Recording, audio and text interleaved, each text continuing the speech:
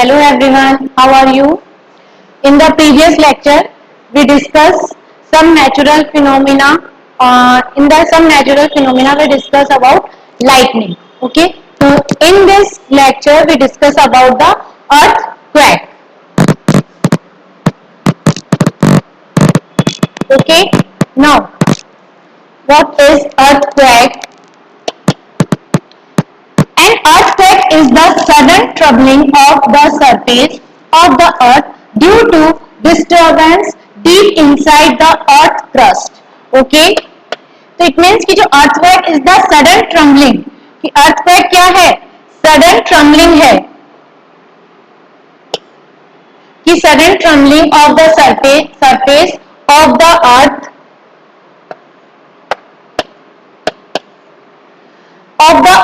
due to the disturbance deep inside the earth crust causes large scale damage of life and properties. कि इसके अंदर जो sudden trembling होती है, कि अर्थक्वेक इट मीन्स कि सडनली कोई डिस्टर्बेंस अकर हो रहा है in the earth crust. Crust मतलब outer surface of the earth. तो this is known as the trembling of the surface of the earth due to disturbance deep inside the earth crust. Okay, now causes large scale damage to life and properties.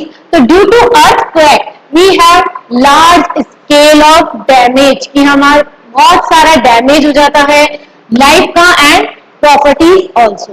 Property और life दोनों का बहुत सारा damage हो जाता है. That's why कि जो अर्थक्वेक है इट इज वेरी हार्मफुल. ये नेचुरल फिनोमिना है but it is very harmful. It can not be predicted. सबसे मेन रीजन है it can not be predicted कि हम इसको प्रिडिक्ट नहीं कर पाते कि भाई अभी या बिफोर कि हम इसको पहले से ही प्रिडिक्ट कर ले, तो ये पॉसिबल नहीं हो पाता है. Earthquake is a natural phenomena that occurs as shaking and trembling of the earth surface. Earth की जो सरफेस है उसके अंदर शेकिंग एंड ट्रम्बलिंग जो होती है, due to the shaking and trembling earthquake is occur. उसकी वजह से अर्थक्वेक क्या है? आता है. Earthquake is a natural phenomena that occurs and shaking and trembling of the earth's surface. The main cause of earthquake is disturbance inside the earth crust of the earth.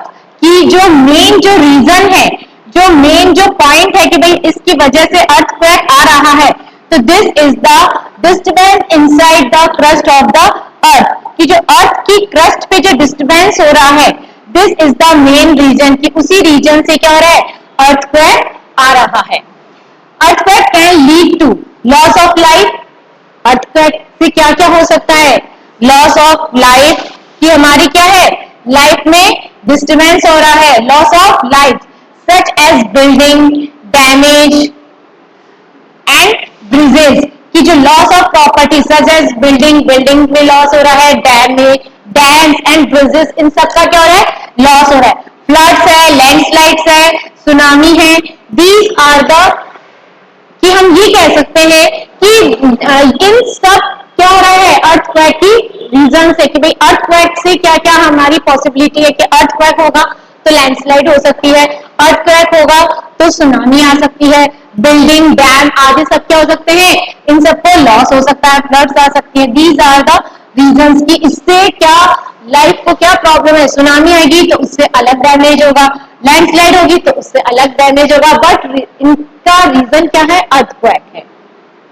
Now देखो, this is a picture. First of all this is a before, कि पहले कैसी थी, और after, कि जब यहाँ पे अर्थक्वेक आया. ओके, आफ्टर दैट, कि first of all this is a beautiful city. सबसे अच्छी सिटी थी, सुंदर थी, बट जैसे ही अर्थक्वेक आया तो दिस लॉस हुआ, हमारी बिल्डिंग्स का लॉस हुआ, लाइफ का लॉस हुआ, तो कितना ज्यादा हार्म हो जाता है. Now causes of earthquake. So what is the cause of earthquake? Earthquake are caused due to the movement of collision of tectonic plate in the uppermost layer of the earth crust. It is very important कि जो earthquake का reason है, what is the reason of earthquake? Earthquake का क्या reason है? The movement of collision of tectonic plates in uppermost layer of the earth crust. Tectonic plates which is present on the surface of the earth. Okay, ये कि जो हमारी अर्थ की जो surface है, this is not a plane surface, it is made by many fragments. Okay, so these are known as the tectonic plates and the movement and collision of the tectonic plates. ये जो tectonic plates है like this कि this is a tectonic plate, this is also a tectonic plate, तो इनका जो movement है, due to this movement and due to the collision of the, कि ये इसका और इसका कॉलिजन हुआ था, due to the collision of tectonic plates, tectonic plates के कॉलिजन की वजह से भी अर्थक्वेक आ सकता है. ओके, तो movement of collision of tectonic plates. Now volcanic eruption, this is the second reason. What is the reason? Volcanic eruption, this is also a reason of earthquake. When a meteor hits the earth's surface. Okay, so when a meteor hits the earth's surface, this is also a reason of earthquake. The nuclear explosion under the earth surface, under the earth surface पे जो nuclear explosion होता है, this is also a reason of earthquake. Okay, now although the causes of an earthquake are clear, the scientists cannot predict when the earthquake would occur. Okay, तो ये सारे causes तो हैं earthquake के, but scientists अभी भी predict नहीं कर पाते हैं when the earthquake would occur. earthquake कब आएगा? Okay, so these are the reason कि क्या है, movement of collision of tectonic plates है, volcanic eruption है, when a meteor hits the earth surface है, या nuclear explosion under the earth surface है. So these are the reasons, but scientists cannot predict the earthquake, कि वो कब earthquake कब occur होगा ये predict नहीं कर पाते हैं. Now next, movement of plate. The earth crust is a fragmented and each such fragment is known as a plate. अभी मैंने जैसे आपको बताया कि जो अर्थ सरफेस है, this is not a regular surface, कि ये प्रॉपर पूरी सरफेस नहीं बनी हुई है, इसके अंदर ये बनी हुई है. Earth crust is a fragmented, fragments small small pieces है, स्मॉल स्मॉल फ्रेगमेंट्स है, जिसकी वजह से हमारी जो अर्थ क्रस्ट है दिस इज फॉर्म. तो जो and each such crust is known, each जो ये फ्रेगमेंट है is known as a plate. हर एक फ्रेगमेंट को हम क्या कहेंगे? Plate. These plates are constantly in motion and sometimes can collapse under the one another causing an earthquake on the surface. So these plates are constantly in motion. तो ये जो plates है ये क्या है? Constantly motion करती रहती है, कि मतलब constantly हम लोग कह सकते हैं कि move करती रहती है, one place to another move करती रहती है. तो these plates are constantly in motion. ये क्या है? Constantly motion करती रहती है. Sometimes can collapse and under the one another. कि ये जैसे ये एक प्लेट है, for this ये एक सेकंड प्लेट है, थर्ड प्लेट हो गई, फोर्थ प्लेट हो गई, तो ये क्या हो रही है? मूव करती रह रही है, कोई इधर मूव कर रही है, कोई इधर मूव कर रही है, कोई इधर मूव कर रही है, तो ये क्या कर रही है? मूव करती रह रही है. तो सडनली कई बार क्या होता है कि ये मूव करती करती यहाँ पे एक अनादर टेक्टोनिक प्लेट है, वो इस साइड मूव करी, तो दोनों में क्या हो जाएगा? कोलैप्स हो जाएगा. तो अंडर वन अनादर, कि वो क्या हो रही है? Sometimes can collapse under one another, की एक दूसरे में क्या हो जाती है? कोलैप्स हो जाती है. तो कॉजिंग द अर्थक्वेक, उससे क्या हो जाता है? अर्थक्वेक आ सकता है. तो दीज आर द फ्रेगमेंट, कि जो हमारी क्रस्ट है, तो अर्थ क्रस्ट इज अ फ्रेगमेंटेड. जो अर्थ है वो कैसी है? फ्रेगमेंटेड है, और ये सारी fragments are known as the plates. This is the tectonic plate. Now this is a diagram of our earth. This is a structure of earth. This is the inner core. Okay, this is the innermost area which is very hottest area of the earth. Okay, ये innermost area है और बहुत ज़्यादा hottest area है. And the second one is outer core. Okay, first is inner core. second is outer core, and third is mantle, or fourth this is a crust. Okay, this is our crust area. Okay, और earthquake जहां पर आता है, this is the area जहां पे earthquake occur होता है. Okay, ये वाला जो सरफेस एरिया है इसे हम क्या कहेंगे, क्रस्ट एरिया. और जो अर्थक्वेक आता है वो इसी सरफेस एरिया पे ही अर्थक्वेक आता है. ओके, और ये जो सरफेस एरिया है ये कई सारे फ्रेगमेंट से मिलकर बना है. Okay, not only this is not a plane surface. Okay, this is not a plain surface, it is made up of many small fragments. Okay, and each fragment is known as the plate, and this is known as the tectonic plate. Okay, ये इस तरीके से ये वाली crust surface area है जहां पर earthquake आता है. This is the structure of our earth. Now next, seismic zone and fault zone. Boundaries of the plates on the earth crust are weak zones where earthquakes are mostly likely to occur. These are known as seismic fault zone. Okay, देखो like this कि these are कि ये हमारी क्या है, plates है. Okay, तो ये जो अगर प्लेट्स हैं इनके कि जो boundaries of the plate, for example कि this is our one plate and this is a second plate. Okay, अब the boundaries of the plate, plate की बाउंड्री कौन सी है, this is a boundary. Okay, and this is a middle area. ये हमारा क्या है, मिडिल एरिया है, और this is our boundary. Okay, on the earth crust are weak zone. Boundaries जितनी भी है, ये जो टेक्टोनिक प्लेट की बाउंड्रीज है, दीज आर वीक जोन्स. इन्हें हम क्या कहते हैं, वीक जोन्स कहते हैं. where earthquake are mostly likely to occur, जहां पे earthquake बहुत ज्यादा क्वांटिटी में आता है, बहुत ज्यादा नंबर में आता है. क्योंकि जब भी कोई मूवमेंट होता है, कोलैप्स होता है, तो वहां पे क्या होता है, सबसे ज्यादा इफेक्ट कहां पड़ता है, प्लेट्स की बॉर्डर पर. ओके, क्योंकि बॉर्डर बहुत ज्यादा कोलैप्स करते हैं तो वहां पे बहुत ज्यादा इफेक्ट होता है. तो जो सबसे ज्यादा इफेक्ट कहां हो रहा है, बॉर्डर्स पे. तो that's why these are a weak zones, और these are known as the seismic और fault zone.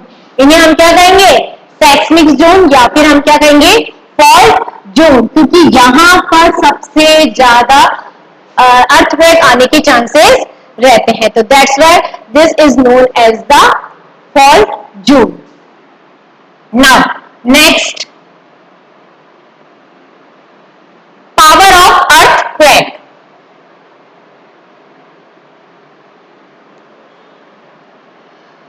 Power of earthquake.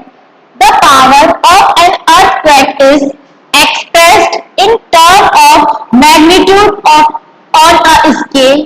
This scale is called a Richter scale. The power of an earthquake is expressed in terms of magnitude.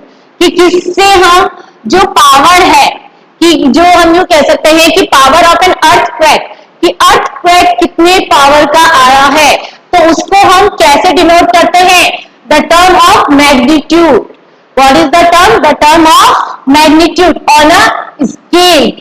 Scale पे कितने magnitude है, उस term के according हम power of earthquake को express करते हैं.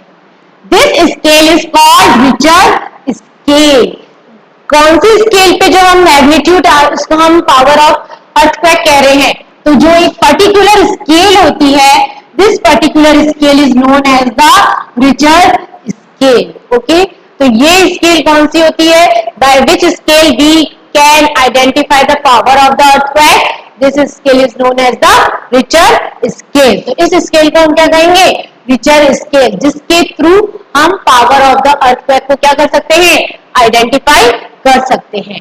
और पावर ऑफ द अर्थक्वेक को हम कैसे एक्सप्रेस कर रहे हैं, मैग्नीट्यूड की जो टर्म हम यूज में ले रहे हैं, रिचर स्केल पे क्या शो हो रहा है, मैग्नीट्यूड, कि उसको हम क्या कह रहे हैं, मैग्नीट्यूड. तो these are the terms which is use in the earthquake. कि हम कई बार बात करते कि कितना मैग्नीट्यूड है, या रिचर स्केल पे कितना आया, क्या है. तो these are the terms which we use in the earthquake. a magnitude greater than 7 on the Richter scale is considered destructive. कि कैसा होना चाहिए कि जो अर्थक्वेक है with a magnitude greater than, की मैग्नीट्यूड कैसा है, मैग्नीट्यूड ज्यादा है 7 से, तो उसको हम क्या कहेंगे, कंसिडर एज डिस्ट्रक्टिव. ओके, तो अगर मैग्नीट्यूड 7 से ज्यादा है तो उसे हम क्या कहेंगे, destructive. Okay, this scale is not linear and increasing of 2 in magnitude implies 100 times more destructive energy. कि ये क्या है, this is not a linear scale. ये लीनियर स्केल नहीं होती है कि मतलब एक सिंपल स्केल इस तरीके से नहीं हम इसको ऑब्जर्व करते हैं. ये ऑब्जर्व की जाती है लाइक दिस कि कितनी फ्रीक्वेंसी, कितनी कैसे ये अर्थक्वेक मूव कर रहा है, कि इस तरीके से हम उसके मैग्नीट्यूड को, कि कितना मैग्नीट्यूड है ये, को हम आइडेंटिफाई करते हैं.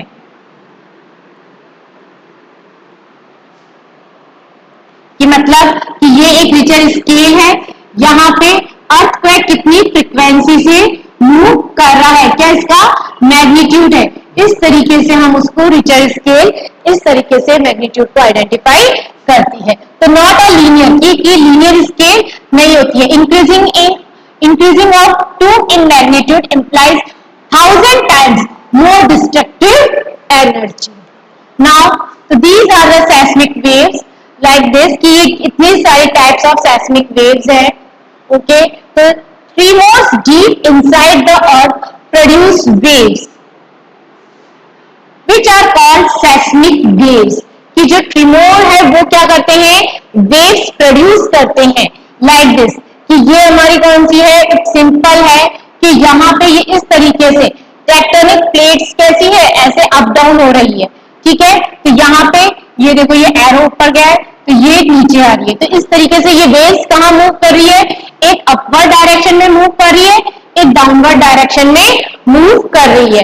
ठीक है, और अब इसमें क्या है कि ये वेव कहाँ से है, अनडिस्टर्ब, कि यहाँ तक ये इसने वेव मूव करी है, कहाँ तक कि यहाँ पे एक्सपेंशन है, यहाँ पे सबसे ज्यादा कि पी वेव मतलब सबसे ज्यादा हाई रेंज कहां पर है, यहां से स्टार्ट हो रही है, फिर कंप्रेशन कि यहां पे आते आते वो कैसी हो गई, स्लो होती गई. कि हम देखते हैं कि भाई अर्थक्वेक एक जगह से स्टार्ट हुआ है और एक रेंज तक ही वहां उसकी रेंज आती है, बाद में वो आगे तक पता नहीं चलता. तो वो जो एरिया है, तो ये वाला यहां से एक्सपेंशन हुआ, यहां से स्टार्ट हुआ और कहां तक फिनिश हो गया, यहां तक. और ये वाला जो एरिया था ये कैसा था, अनडिस्टर्ब. यहां पर अर्थक्वेक आया या नहीं आया इसका कोई आइडिया नहीं हुआ, कि मतलब यहां तक अर्थक्वेक नहीं पहुंचा. अर्थक्वेक कहां पर ही फिनिश हो गया था, यहीं पर ही फिनिश हो गया था, कंप्रेशन यहीं पर ही हो गया था.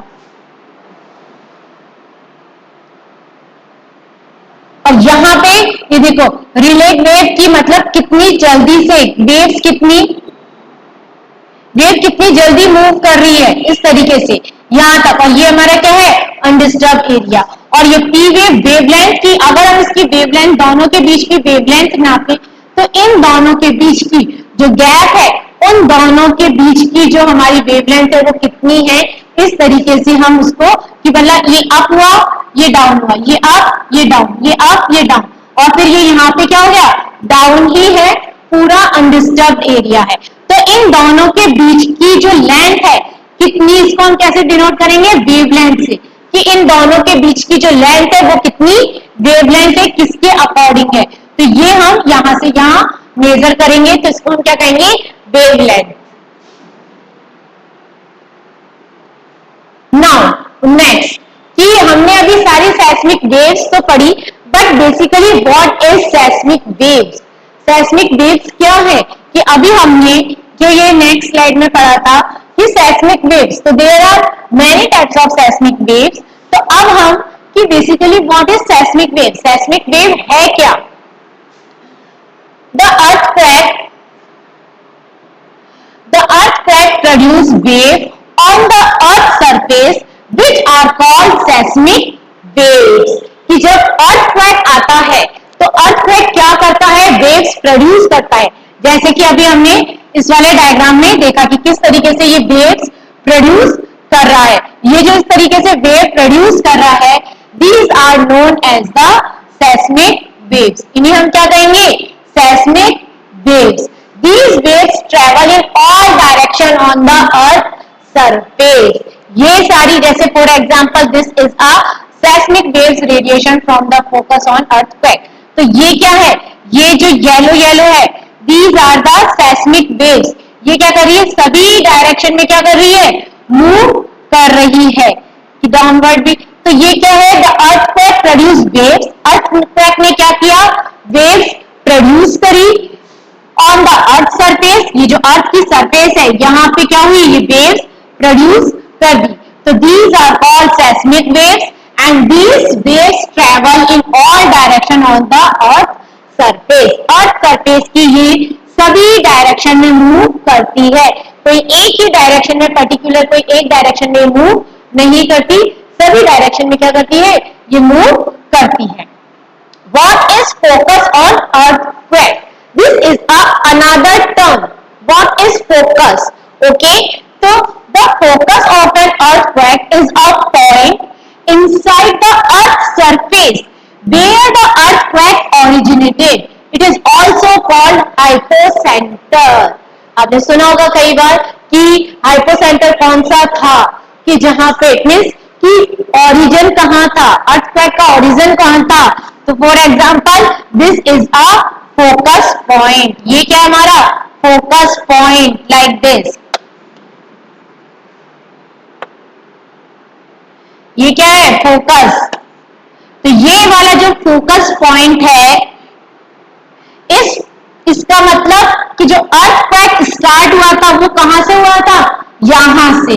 कि इस पॉइंट को हम क्या कहेंगे? Focus point. This is known as the focus point. It means कि अर्थक्वेक जो स्टार्ट हुआ था वो कहां से हुआ था? इस फोकस पॉइंट से अर्थक्वेक स्टार्ट हुआ था. ओके, एंड ये कहां पर होता है? Earth surface where earthquake is originate. Inside the earth surface. ये हमारा क्या है? अर्थ सरफेस है. तो इनसाइड द अर्थ सरफेस, ये क्या हमारा? इनसाइड द अर्थ सरफेस, ये अंदर का सरफेस है. तो ये क्या है? यहां पे ओरिजिनेट हुआ है. तो this is a focus. What is focus? Focus, this is a term. Focus, this is a point where earthquake is start. जहां से अर्थक्वेक क्या हुआ? ओरिजिनेट हुआ है, जहां से अर्थक्वेक स्टार्ट हुआ है. तो this point is known as the focus point. It is also called hypocenter. Okay, now what is an epicenter? This is another term. There are three terms. One is seismic wave. What is seismic waves? Second is focus. Okay, now third is what is an epicenter? So the epicenter is a region on the earth's surface that lies just above the focus on the earthquake is called epicenter. So like this is our epicenter. ये क्या है? हमारा focus. Okay, ये हमारा focus point है. इस focus point से just above this is our epicenter. कि the epicenter is a region on the earth surface that lies just above the focus of the earth. Okay, earthquake is called epicenter. कहां पर आया? Focus point, जहां पे earthquake originate हुआ था. और जो एपीसेंटर है just above the focus, focus से जस्ट अबोव, कि वहां पर क्या है? एपीसेंटर. तो वो क्या होगा? फोकस से जस्ट अपर वाला area. This is known as the epicentre. The earthquake does not originate from the epicentre. ये हमेशा ध्यान रखना है कि हम ये कहते हैं कि what is where is epicentre, की मतलब अर्थक्वेक का सेंटर कहां था, एपीसेंटर कौन सा था. But this is not a originated point. ये just above the focus point. ये जो फोकस पॉइंट वेयर इज, जहां पे फोकस पॉइंट है, फोकस पॉइंट स्टार्टिंग या originated point of the earthquake है. तो just above the focus point this is known as the epicenter. Okay, तो epicenter से जस्ट अबव वाला point is known as the focus से just above वाला point is known as the epicenter. Now what is a seismograph? Okay, तो this is the diagram of seismograph. कि ये हमारा देखो मैंने अभी आपको बताया था कि ये सीस्मोग्राफ है. This is the diagram of seismograph. A seismograph is an instrument which can record the seismic waves. Seismograph से क्या हम कैलकुलेट करेंगे? सेस्मिक वेव्स को. किसको रिकॉर्ड करेंगे? सेस्मिक वेव्स को. It contains a metal rod on a pendulum which can vibrate as the earthquake occurs. तो यहाँ पे कि ये जैसे ये देखो ये पेन है, पेंडुलम नॉब है, तो जैसे जैसे अर्थक्वेक आता है ये इस तरीके से मूवमेंट शो करता है. जैसे मैंने आपको भी बताया था, तो ये इस तरीके से क्या कर रहा है? वेव शो कर रहा है कि जैसे जैसे अर्थक्वेक आ रहा है वैसे वैसे ये क्या करेगा? वाइब्रेट करेगा और ड्रॉ करता जाएगा कि अर्थक्वेक की वेव्स कैसी है. The metal rod is attached to a pen which record the waves on the paper. अब ये किससे अटैच होता है? एक ये जो पेंडुलम है ये किससे अटैच है? पेपर पेन से अटैच है, जिससे क्या होगा? ये पेपर पे क्या करते जाएंगे? ड्रॉ करते जाएंगे. Scientists study these waves and then construct a map of the earthquake. कि वो इस वेव को साइंटिस्ट स्टडी करते हैं और फिर वो कंस्ट्रक्ट करते हैं map of the earthquake. This also helps them in determining the power of the earthquake. ये इसमें किस पावर से earthquake आया था उसको भी आइडेंटिफाई करने में हेल्प करती है. तो this is our seismograph. Okay, ये मैग्नेट है, स्ट्रिंग है, पेंडुलम है, रोटेटम ड्रम है. ये क्या करता रहता है? रोटेट करता रहता है. तो जिससे जो वेव्स है वो इस तरीके से होती जाती है record. Now protection against an earthquake. अगर अर्थक्वेक आता है तो हम कैसे प्रोटेक्ट कर सकते हैं? हम कैसे हेल्प कर सकते हैं प्रोटेक्शन अगेंस्ट एन अर्थक्वेक, कि हम कैसे अपने आप को सेव कर सकते हैं? The buildings located in the seismic zone should be constructed in a way that they can handle major tremors. कि जो हम ये कह सकते हैं कि जो वीक जोन्स है वहां पे जो बिल्डिंग्स बनती हैं वो ऐसी बननी चाहिए कि वो ट्रिमोर्स को हैंडल कर सकें. The following measures should be taken by people to make the house of building quake safe. Okay. Now, people should always consult architecture and engineer before constructing a new building. कि हम architect से consult कर सकते हैं कि भाई हम earthquake से बचने के लिए और क्या-क्या यूटिलाइज ले सकते हैं. The roof of the building should be kept light. Okay. कि जो रूफ है बिल्डिंग की वो कैसी होनी चाहिए? लाइट होनी चाहिए. दैट्स वाई कि जब अर्थक्वेक आए तो जब वो अगर बाई चांस अगर वो गिरे तो कोई ज्यादा हार्म नहीं हो. तो timber of mud should be use in the construction of building rather than heavy material. Timber of mud should be use, कि जो हैवी मटेरियल की बजाय हमें टिम्बर ऑफ मड यूज में लेना चाहिए कंस्ट्रक्टेड ऑफ बिल्डिंग के बनाते समय. The shelf and cupboard should be fixed to the walls so that they do not fall off easily. कि जो हम रूम्स के अंदर शेल्फ बनाते हैं तो वो हमें फिक्स कर देनी चाहिए वॉल के अंदर. दैट्स वाई कि वो इजीली नहीं फॉल ऑफ हो. Now this is a example कि how building can be made quake safe, कि अर्थक्वेक से हम कैसे बिल्डिंग को सेव कर सकते हैं. Things such as photo frames, geyser, clocks and other walls hanging should be placed in a place that does not harm anybody if they fall off. कि ये जो हमारे फोटो फ्रेम्स है, क्लॉक्स है, जो हम हैंग करते हैं वो ऐसी जगह हैंग करना चाहिए कि जब वो फॉल ऑफ हो तो किसी को हार्म नहीं हो. Building should have fire fighting equipment as earthquake may cause is fire. कि बिल्डिंग में क्या होना चाहिए? फायर फाइटिंग इक्विपमेंट होने चाहिए कि कभी अगर अर्थक्वेक के रीजन से फायर लग जाए, आग लग जाए तो उसमें वो क्या कर सके? हेल्प कर सके.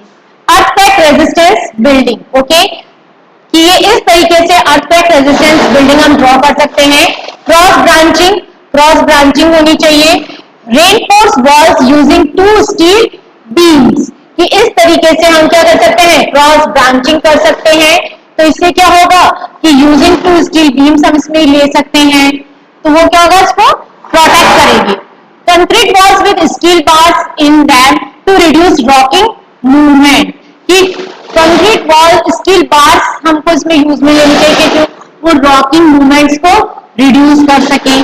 शॉक एब्जॉर्बर बेस आइसोलेटर, कि हमें जो एब्जॉर्ब ट्रिमोर, कि ये देखो ये बेस आइसोलेटर है, this is our base isolator, तो वो क्या करेगा, absorb tremors of the earthquake, earthquake के ट्रिमोर को क्या करेगा, एब्जॉर्ब करेगा।